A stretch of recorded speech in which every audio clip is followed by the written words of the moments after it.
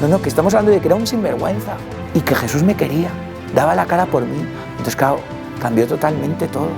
Y en la esperanza y en la súplica, Él actúa, se tira del cielo, baja por cada uno de nosotros.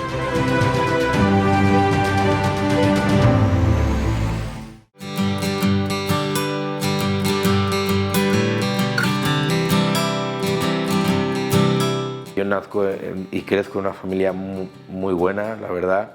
No he tenido grandes problemas aparentemente, luego sí he tenido yo historias, pero mis padres me han querido mucho, no hemos tenido historias movidas familiares gordas así aparentemente.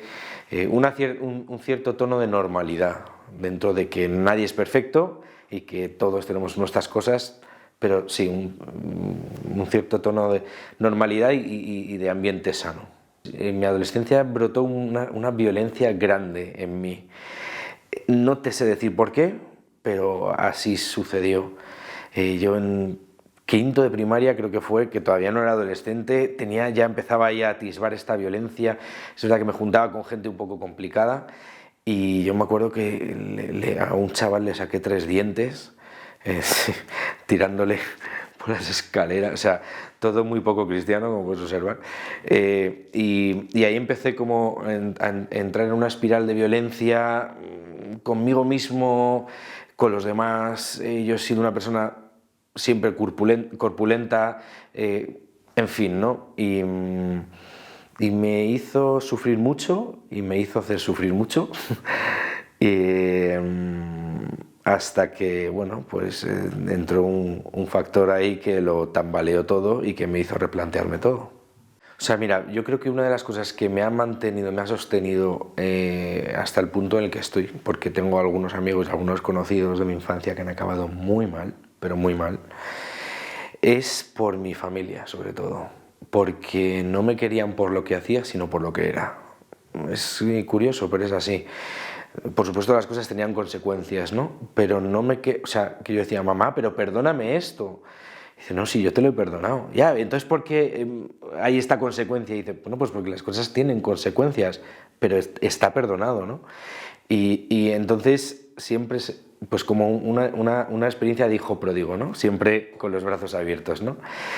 Y bueno, pues en los estudios pues era igual, era un cafre, no me daba la gana de estudiar, entregaba los exámenes en blanco, me quedaron todas, bueno, pues repites, sigues igual, misma dinámica, vuelves a repetir. Entonces la segunda vez que repetí, que fue en primero de bachillerato, caí sentado al lado de María, la que es ahora mi esposa, ¿no? A María yo la conocía de toda la vida, pero no tenía relación con ella, tenía más relación con sus hermanas que con ella, porque nuestros padres se conocían de Comunión y Liberación y entonces pues yo había crecido en un contexto como el suyo, ¿no? y con una cierta estrechez en la relación, pero bueno, caigo a su lado y empiezo a conocerla, ¿no?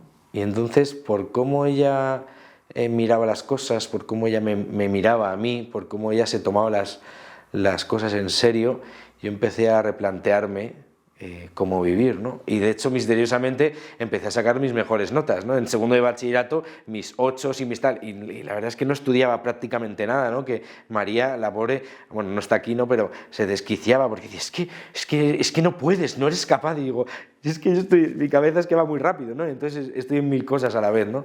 Y ella además, que es médico, que es muy metódica, que es muy pum, ¿no? Se desesperaba, pero la realidad es que se obtuvieron buenos resultados porque hubo un cambio de chip, ¿no? O sea, no era un problema de capacidad, vaya, ¿no? Y bueno, ahí empezó una aventura realmente apasionante. Yo cuando caigo sentado a su lado, pues empieza un camino apasionante, pero de poquito a poquito, ¿no? No es algo inmediato, no es una conversión paulina, ¿no? O sea, va poco a poco el Señor trabajando. Entonces, mira, una de las razones por las que empiezo a intuir algo grande detrás de esto es porque a ella la veía contenta y me daba envidia. Y yo le decía, eres muy capellitas, le metía con ella, ¿no? Pero es que realmente anhelaba esa frescura, ¿no? Y poco a poco sí empiezo a reconciliarme. Es verdad que una época pues es la que dejé la misa y todo esto, ¿no?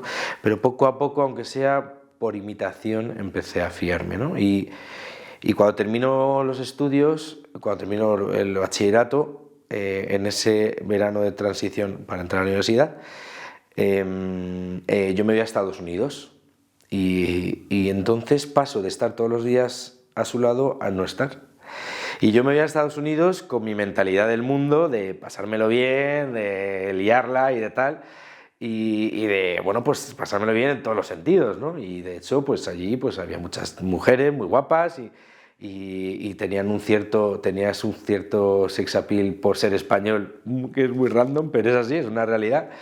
Y sin embargo no pasaba nada nunca, porque tenía ahí en la cabeza detrás tenía a María, ¿no? A la que es mi esposa, ¿no? Y entonces a la vuelta, pues con un toma y daca, al final empezamos a salir, ella y yo. Y por cómo ella me amaba, por cómo ella me quería, yo dije, yo quiero querer a María como mínimo igual de como ella me quiere. Y entonces dije, vale, pues voy a imitarla. Y voy a empezar a hacer las cosas que ella hace, que le permiten quererme mejor. Porque si yo no me quiero a mí mismo, no puedo querer a otra persona, ¿no? Uno no puede dar lo que no tiene, ¿no? Y fue pues por pura imitación. Y ahí empezó todo, y ahí empecé a acercarme un poquito más Llevamos juntos ya casi 13 años.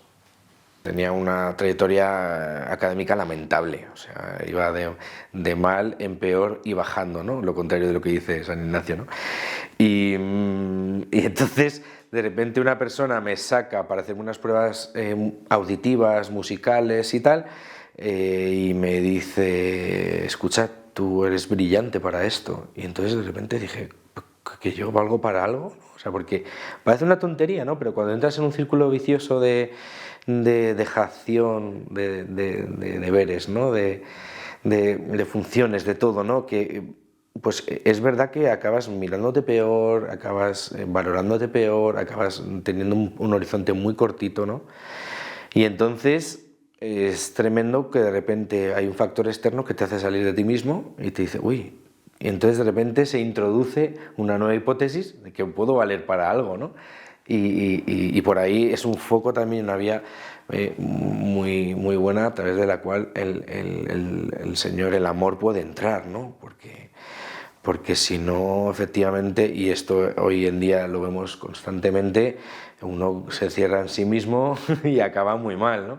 Y además, con lo que me estabas diciendo hace un momento, es que estamos en un momento en el que todo parte del individualismo, ¿no? O sea, mira, yo ahora que me he encontrado con el Señor y que no tengo nada que perder y además no vuelvo atrás, yo voy a saco. O sea, en México estaba en unos sitios y en otros iba todo el mundo y le hablaba de Dios. En mi gimnasio todo el mundo me conoce y sabe que soy el loco de Dios. A todos lados, ¿no? A la cajera, cuando voy a tal, ¿no? Es tremendo, pero es así, pero no lo hago de forma impuesta, sino que me sale de forma natural. Pero yo no digo, hola, soy Javier, ¿conoces a Dios? No es en ese plan, ¿no? Sino por cómo uno vive, por cómo uno trata a la otra persona, que de repente la otra persona se queda descuadrada. Y entonces, cuando de repente la otra persona te dice, uy, es que tienes un brillo especial, un aura especial, un no sé qué, dices, no, es el Espíritu Santo, ¿no? Ahí entra, ¿no? Para que no haya confusión, porque también hoy en día hay mucha movida con esto, ¿no? Y entonces es bonito porque precisamente, ¿no?, quererse a uno mismo para querer a los demás. Sí, pero sí y no. Es decir, para quererse mejor a uno mismo necesitas amar, ¿no? Y dejarte amar, ¿no? Porque el Señor nos amó primero. De hecho, es tremendo cuando se repite la fórmula del matrimonio, no dice primero me entrego a ti, sino te recibo a ti y me entrego. Primero recibes, primero eres amado, ¿no?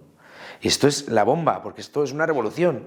Esto va totalmente en contra del mundo, porque el mundo te está diciendo tú puedes, y no es verdad. Y precisamente lo novedoso que vivo yo, porque lo vivo en mis propias carnes y que se introduce con la resurrección, es salir de uno mismo para dejarte amar. Y eso te permitirá conocerte mejor, ser más libre, amar más a los demás y amarte mejor a ti. El Espíritu Santo es el que me va guiando en todo momento, en todo lo que hago, ¿no? Bueno, ojalá fuese en todo momento, en todo lo que hago, es el deseo que tengo, ¿no? Luego soy humano, tengo esa concupiscencia y me duele no poder hacerlo, pero lo deseo con todo mi corazón, ¿no? Y de hecho es bonito, porque no es que tú de forma impuesta o forzada decides ir a hablar a la gente de Dios, no, tú estás atento, dejas que el Espíritu hable en ti y de repente te sorprendes hablando con una persona con la que no tenías pensado hablar, ¿no? Pero no es una cosa premeditada, sino de repente sorprenderte en el ajo, en el meollo de una ecuación que no controlas, pero que de repente te ves sorprendido por una mirada más grande, ¿no? Y entonces, claro, yo estoy viendo, porque en mi vida el Espíritu Santo ha hablado muchísimo, me ha llevado ahí de la mano constantemente sin yo tener ni idea. Yo al Espíritu Santo le conozco desde hace 4 años, literal. Pero me guiaba porque le tenía dentro, porque lo había recibido en ese bautismo y lo había recibido en esa plenitud, en esa confirmación con sus 7 dones, ¿no? Y entonces de repente, cuando, por ejemplo, hoy, un día normal, me levanto a las 6 y pico y un rato de oración, ¿no? Rezo los laudes y luego silencio, ¿no? Y después me voy al gimnasio. Y después del gimnasio, a las 8 y pico, 9 de la mañana, ya estoy para dar guerra, ¿no? Pero ese rato es sagrado. Y si no cuido eso, y si no soy fiel en lo poco, como dice Lucas, no puedo ser fiel en lo mucho, ¿no? Y eso es algo verdaderamente sagrado. O sea, estos días que estaba en México con mi esposa descansando, nos levantábamos todos los días por la mañana a rezar. No, es que estamos de vacaciones. ¿Y qué? O sea, ¿qué es lo que nos alimenta? Entonces, ¿qué me alimenta a mí? Sobre todo esto y la Eucaristía diaria, ¿no? Y es por ahí por lo que el Señor me está llegando y es este ruaj, ¿no? Este soplo del Espíritu, este aliento, el que me va llevando por ahí. Es misterioso, pero cuanto más conoces al Señor, más quieres conocerle. Y entonces más vas viendo lo que huele a Él y lo que no, ¿no? Así se le va conociendo, ¿no? Y ¿cómo puedes, Javier, tener la osadía de decir que vas conociendo lo que huele al Espíritu Santo o no? Por los frutos. Por los frutos. O sea, los frutos del Espíritu Santo, la unidad, la paz, la esperanza, la alegría, la sanación, la liberación. Esos son frutos muy marcados y muy claros, ¿no? Y que permanecen en el tiempo y que van creciendo y que crecen en los deseos, ¿no? Los del mal espíritu no son así. Te viene como una prisa, te viene como un ímpetu, te viene como algo que de repente pasa de 0 a 200, ¿no? Y dices 100% es por aquí, es por aquí, es por aquí, y de repente vuelve a bajar con la misma intensidad, ¿no? Y luego ni que decir, pues la falta de paz y estas cosas, ¿no? Y luego, pues muy de la mano de mi mujer, de mi comunidad, de mi director espiritual y de los sacramentos, ¿no? Y de los sacramentos. De vez en cuando también, cuando rezamos el Rosario María y yo, es muy bonito intencionalmente ir, bueno, es verdad que el cuarto y el quinto los tenemos ya reservados, ¿no? Pero el resto intencionalmente ir acordándonos de cada cosa, de cada persona, ¿no? Y poner el corazón en eso, ¿no? Y es misterioso, pero por la intercesión de la Madre te das cuenta de que vas conociendo cada vez más al Padre. No sé, no te lo puedo explicar de otra manera, pero verdaderamente esto es lo que está empezando a guiar mi vida, ¿no? La gente de mi entorno muchas veces se piensa que estoy loco. Digo, pues es que un poco loco sí que estoy. Loco de amor por el Señor, y es raro que lo diga yo, ¿no? Y es raro que lo diga un tío grande, fuerte, que va al gimnasio, con pendientes, con lo... Tío, me da igual, es que me he enamorado del Señor y es que no hay vuelta atrás, y esto implica dar unos saltos, no al vacío, pero sí fiados, ¿no? Pero que dan vértigo, que traen persecución. Yo me formo como músico en Madrid, estudio la carrera de canto profesional moderno y estudio producción musical también. Me va muy bien, la verdad, muy buenas notas, muy tal, y me meto a hacer música secular como artista. Tenía muchas ganas, lanzo mi primer disco, no va mal, estoy con el proyecto del segundo disco, llega la pandemia y se cierra todo. Y entonces ahí de repente digo, madre mía, se han cerrado todos mis proyectos, todo lo que yo tenía pensado hacer, y además de forma indefinida, porque no sabíamos nada, una incertidumbre ad eternum, o sea, podría ser de un mes o podría ser de... Es que no sabíamos nada, nadie, ¿no? Entonces digo, ¿y ahora qué hago? Bueno, estuve unos meses diciendo, pues voy a estudiar una oposición y tal, y yo siempre había tenido como una inquietud muy grande de poner estos dones al servicio de la Iglesia, pero no como me pedían que lo hiciese. Esto es muy delicado en la Iglesia, ¿eh? Y ahí tenemos mucho que aprender, porque muchas veces cogemos, para nuestros proyectos, utilizamos los dones del otro y luego los desechamos. Y esto lo veo yo constantemente. Y hay que tener mucho cuidado con esto, porque la gente acabas haciendo que haya gente rebotada con la Iglesia, porque no tenemos ese discernimiento y cogemos para nuestros proyectos los dones del otro, que no te pertenecen, ¿no? Y esto, o sea, lo digo también un poco con esta vehemencia, que no está bien, ¿no? Pero porque yo también me he visto en esto, ¿no? Y entonces me encuentro con una persona que hoy es uno de mis mejores amigos, que me empieza a hablar de pues, una nueva evangelización, ¿no? Un nuevo florecer de la música también, y en ese momento se me abrieron los ojos y se encendió un fuego en mí, que yo me di cuenta después que fue una efusión, ¿no? Del Espíritu Santo, que yo no tenía ni idea de qué era eso, pero yo tenía algo tan fuerte dentro, un fuego tan grande dentro de mí, que fui a mi mujer y le dije, María, escucha, no puedo expresar ahora mismo lo que tengo dentro, necesito que tú expreses lo que estás viendo desde fuera, para no sugestionarte. Entonces ella, con su cabeza metódica, dijo, pues mira, yo veo que estabas en este punto, que has empezado a caminar en esto, que por lo que sea, de repente tienes esa intención de servir en la misa, que tenías como esa reticencia por el dolor que tenías, tal, esto te lleva a esto te lleva a papá, y nos encontramos aquí, ¿no? Y entonces, un mes más tarde, le digo a María, es que yo no puedo estudiar la oposición, es que tengo una necesidad de componer brutal. Y entonces ella también, dentro de su mentalidad, dice, vale, espera, vamos a confrontarlo con amigos, ¿no? Digo, fenomenal. Y lo confrontamos con un montón de amigos, muchos de ellos que son muy de el trabajo, la seguridad, la estabilidad y tal, y hubo un pleno en que no sabemos qué, pero parece que algo el Señor te está pidiendo. Entonces, María, la pobrecita mía, pero que es una mujer de los pies a la cabeza, dijo, pues mira, para adelante. ¿A qué? No lo sé, pero para adelante. Y yo dije, para adelante. ¿A qué? No lo sé, para adelante. Y en una semana el Señor me regaló un disco entero. Algunas de esas canciones están cantando en muchos sitios, ¿no? Es un misterio, ¿no? Pero te das cuenta de cómo el Señor hace las cosas y cómo las hace, y las hace bien, ¿no? Y además, bonito ver cómo a partir de ahí el ministerio va creciendo poco a poco,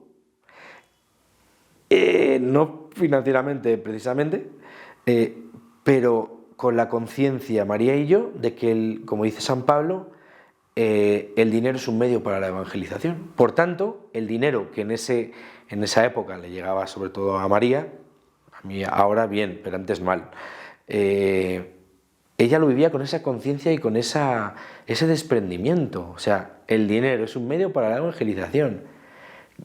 Ya está, y no hay añadidos. Entonces no estamos perdiendo dinero si estamos llegando a un sitio al otro, invirtiendo una guitarra, un micrófono, gasolina, más gasolina, más... No, parece que a veces el mal espíritu te dice, estás siendo un pringao. Dices, no, pero ¿a qué te está llamando el Señor? Y te está dando los medios para hacerlo. Entonces, bueno, yo sí que entendía como que los dones me los había dado Dios. Yo a los 5 años casi muero en una enfermedad, la meningitis, una sepsis meningocócica. Mi esperanza de vida era de menos de 1, o sea, era muerte asegurada, y si salía iba a tener unas secuelas gravísimas. Y misteriosamente una de las primeras secuelas es la sordera, ¿no? Y yo tengo hipersensibilidad auditiva, tengo más capacidad auditiva de la media, ¿no? Y siempre mi madre, mi tía, que es monja de clausura, que la vi antes de ayer, mi abuela me decían, cuidado que el Señor te ha salvado por algo, ¿no? Cuidado, ¿no? Sobre todo cuando estaba comportándome como os podéis imaginar, ¿no? Y eso hace que yo sí que concibiese un poco que era un don. En fin, yo no me he levantado un día y he dicho, voy a tener oído musical. No, pero es que el primer don es la vida, ¿no? O sea, yo me he despertado esta mañana y podría no haberme despertado. Y estoy vivo ahora y podría no estarlo. Pero cuando yo empiezo con todo esto, empiezo pues un poco para labrarme mi carrera. Entonces, de forma indirecta sí que más o menos podía decirse que escribía alguna canción un poco como más refiriéndose a Dios, tal, pero no lo decía. Entonces, claro, yo le decía a María, jo, es que esta canción no es para una tía, y me está diciendo uno, jo, qué bonita esta canción, ¿no? Claramente es para una mujer, tal, y yo, pues no, es para Dios. Y me decía María, pero es que si no dices para quién es, pues se genera esa confusión. Entonces, en cierto modo, yo me sentía un poco impostor. O sea, porque no estaba siendo como claro en lo que decía, ¿no? Por miedo también a ser explícito y también, bueno, pues porque es verdad que yo me he criado en un ambiente en el que tampoco se es muy explícito, ¿no? A la hora de referirse a Dios, ¿no? Que también hay un lenguaje dentro del carisma de comunidad y liberación que es muy bonito, que se refiere a Dios pues de muchas maneras, que también se dice Dios evidentemente, ¿no? Pero que pues se habla del misterio, ¿no? Se habla del yo soy tú que me haces, ¿no? Se habla de una forma pues como, no sé, muy distinta, ¿no? Que es distinta de como ahora lo estamos viviendo, ¿no? Entonces, digamos que componía un poco más para mí, componía un poco más para lo que yo quería y mis propios proyectos, y ahora la cosa ha tornado es que necesito rezar para componer. Y de hecho nace de la oración, y estoy orando y de repente la guitarra, ¿no? y un papel, ¿no? y empiezan a salir las canciones, ¿no? Y las canciones, como son inspiradas, salen en 10 minutos, o sea que salen así del tirón, ¿no? Y de hecho una cosa que dice María, mi mujer, decía, es curioso, pero antes cuando tú componías una canción, hasta que no estuviese completamente terminada no me la enseñabas. Y dice, y ahora, cuando compones una canción y llego del trabajo, dices, mira qué canción hemos compuesto. Dice, claro, cualquiera que te escuche de fuera dice, está un poco loco, hemos. Pero no solo tienes la conciencia de que no es tuya y de que es un regalo, sino que encima me quieres enseñar lo que te ha regalado el Señor. Es un buen síntoma, ¿no? Bueno, pues ha cambiado un poco el chip de esta manera, ¿no? Digo, ¿tiene sentido componer para otro que no sea para Dios? Bueno, pues es una pregunta que tengo ahí, ¿no? Pues sí, claro que tiene sentido, ¿no? Pero digo, ¿se puede componer a alguien más grande que a Dios? No, eso no se puede.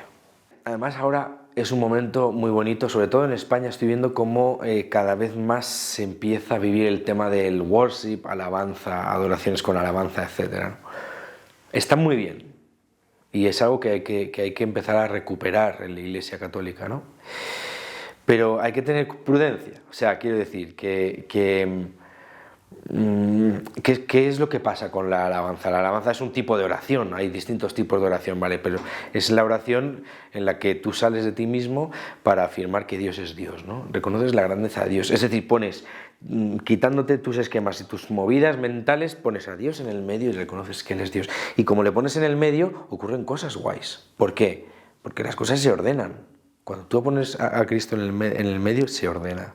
Y hay sanación, hay liberación, hay esperanza, hay paz, hay alegría, ¿no? Incluso afectivamente, sensiblemente puedes notar cosas, ¿no? Entonces, claro, eso mola, pero tiene un peligro. Y es que nos quedemos en los fuegos artificiales, ¿no? No. Eso que tú has vivido es real, y tienes que, con la razón, preguntarte por qué el Señor te ha regalado esto, ¿no? Perdón, ¿quién te ha regalado esto? No por qué. ¿Quién te ha regalado esto? ¿Y para qué te la ha regalado? ¿Cómo eso lo puedes introducir en tu día a día, ¿no? Porque es que si no es muy fácil coger una agenda y decir, a ver, el lunes alabanza no sé dónde, el miércoles no sé dónde, y voy tirando, y vas con chupinazos espirituales, y fenomenal, y además es que son reales, pero igual que suben, luego bajan, ¿no? Y se trata de vivir vidas extraordinarias en lo ordinario, ¿no? Y que cuando te toque una mierda de situación que afrontar, te des cuenta de que ahí estás hecho para dar gloria a Dios también. Y entonces de repente se introduce una nueva hipótesis de que estemos verdaderamente hechos para alabar a Dios en cualquier circunstancia, ¿no? Como criaturas suyas, ¿no? Además, desde este amor filial que tenemos con Él, que podríamos no tenerlo, pero es que encima lo tenemos, ¿no?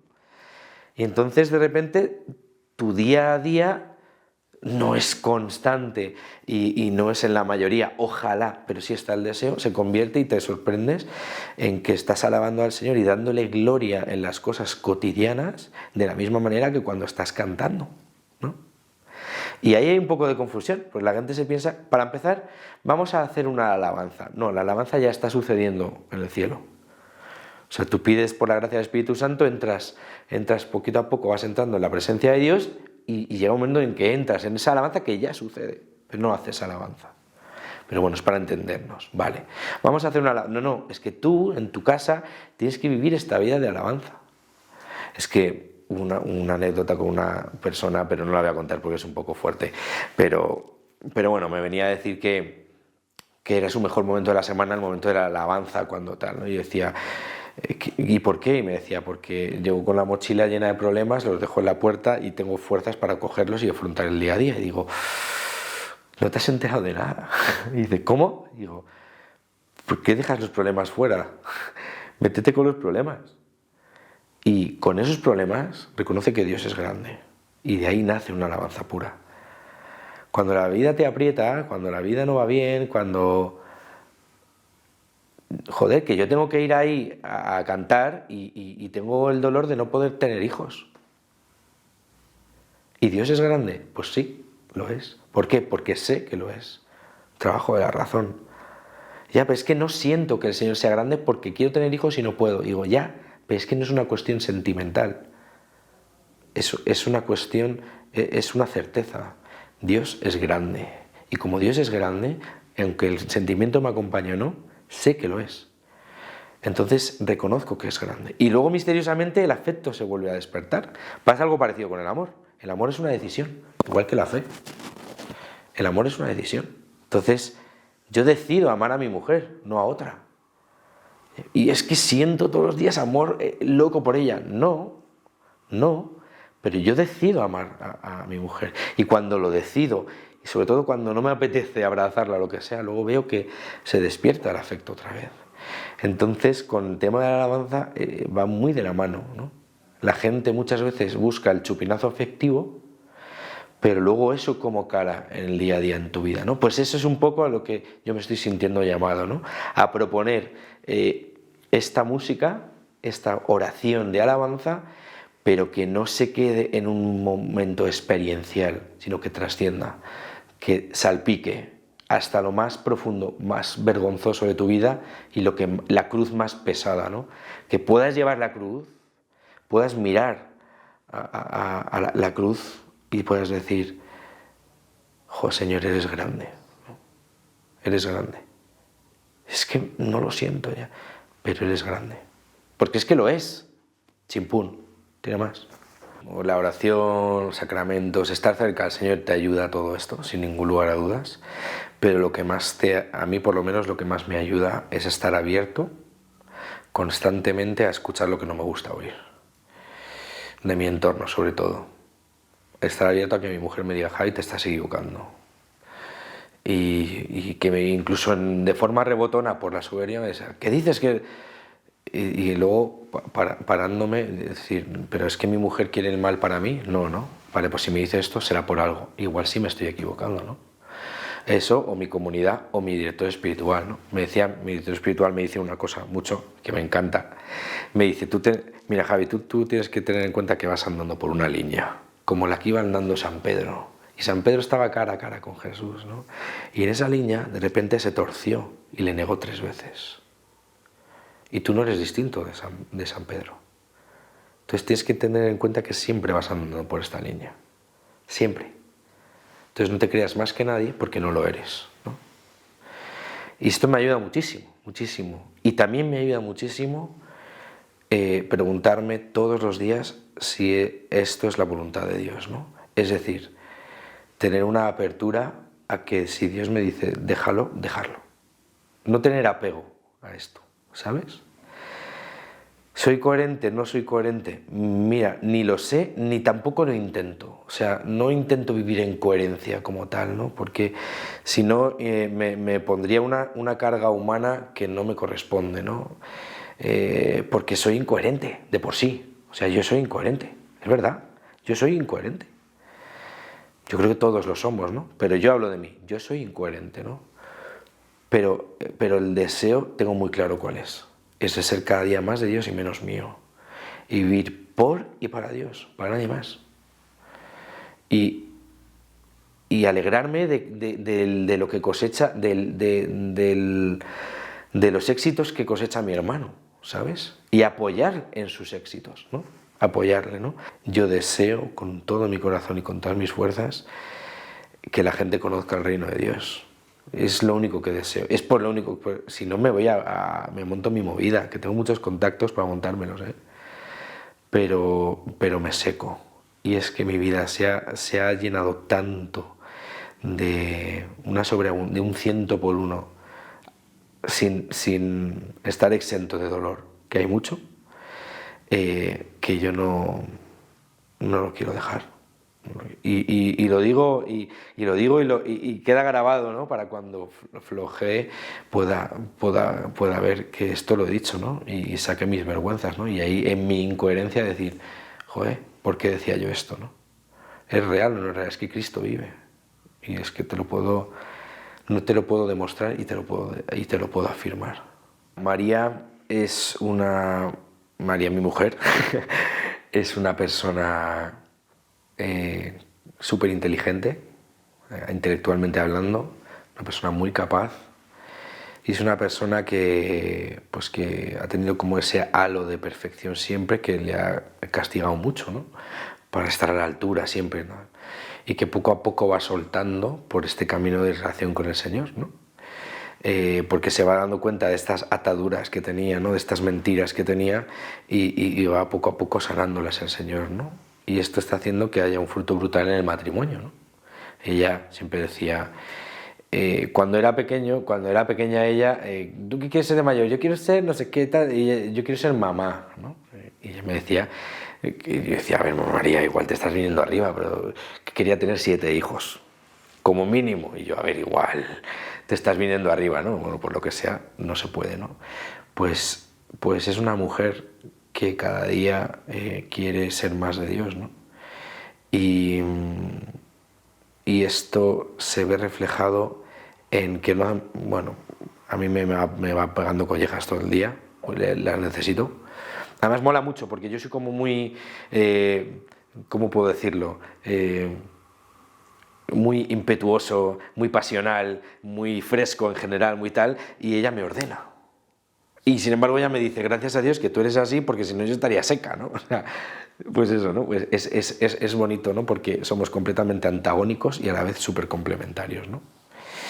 Y es bonito también porque cuanto más vas conociendo al Señor, más quieres conocer las cosas de Dios. Es decir, por ejemplo, a su madre, por lo que sea, ¿no? Y esto fue lo que hizo, por ejemplo, que hace un par de años nos consagrásemos a María, ¿no? Ella y yo, ¿no? Terminamos la consagración, me acuerdo que justo estábamos en Asturias y pudimos terminarla en Covadonga. Y bueno, también pues hemos tenido el privilegio el año pasado de ir a Medjugorje, como dicen allí, Medjugorje. Y además es bonito también porque con un deseo cada día más grande de conocer más a María, ¿no? O sea, viendo a gente como San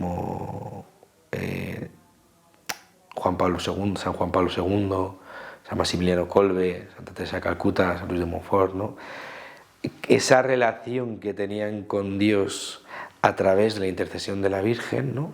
Me despierta un deseo grande de conocer cada día más a mi madre y tener una relación más de madre e hijo con ella, ¿no? Que quizás a veces cuesta más, ¿no?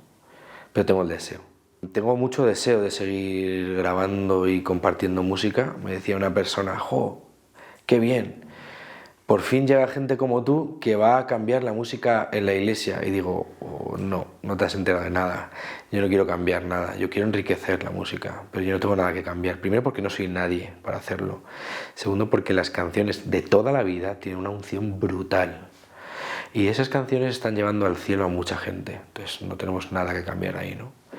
Nosotros aportaremos lo que el Señor quiera que aportemos y cuando nos pida quitarnos de en medio, si tenemos la humildad para hacerlo, no nos quitaremos de en medio. Y luego pues continuar grabando y luego respondiendo a las cosas que me vayan proponiendo, también con previo discernimiento de si el Señor me llama o no me llama, porque no me llama todo, ¿no? Y si no me puedo caer en un activismo de cosas pías que me hagan pues dejar de cuidar lo que verdaderamente me sostiene, que es mi relación con el Señor, a través de la carne de mi mujer, ¿no? Sobre todo del sacramento, ¿no? del matrimonio. Os quiero dar las gracias a vosotros también, ¿no? Porque ahora cuando decías esto, recogiendo un poco todo, estos momentos me ayudan a ser consciente de lo privilegiado que soy, ¿no? De lo que el Señor está haciendo en mí, ¿no? Son como momentitos de examen de conciencia, entre comillas, ¿no? De maravillarme de la historia que el Señor está escribiendo conmigo, ¿no? Y porque en el día a día en realidad no me siento a decir, a ver, Javier, ¿cómo has estado estos últimos años? ¿O qué hiciste de pequeño? O tal. No, y salgo de estos momentos, estas entrevistas, con el corazón ensanchado, dando muchas gracias a Dios, con mucho temor de Dios y valorando mucho más lo que tengo, ¿no?